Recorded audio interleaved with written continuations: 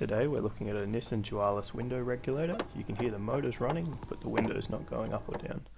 Tape up the window just so it doesn't fall down later. Remove this piece of trim, set that aside. You've got two bolts in there, 10mm heads or Phillips head screwdriver.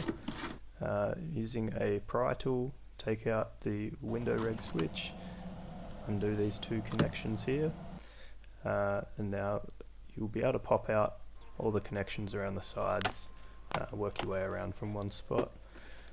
You can also pull the little black piece out, that's where the handle is, makes it a bit easier. Pop the motor connection off. There's two rivets and two bolts.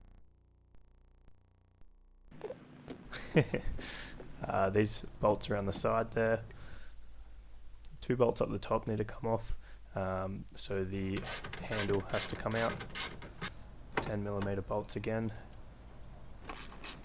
and then the last two bolts up the top. This black piece here sits in there.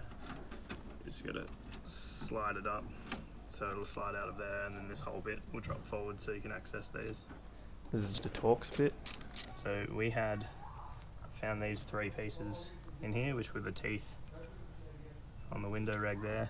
They would normally slot into these three sockets here, but they've come off, and that's why the motor's spinning, but we're going nowhere. To remove the regulator, there's two 10mm nuts holding the regulator to the window. If you pull off this little sticker here, you'll be able to see a little bit better, at least on one side. Now the regulator's free, we can pull it out and pop it aside. You'll need to pull out this part on the new regulator so you can fit the rest of it together, and then back together the way you disassembled it.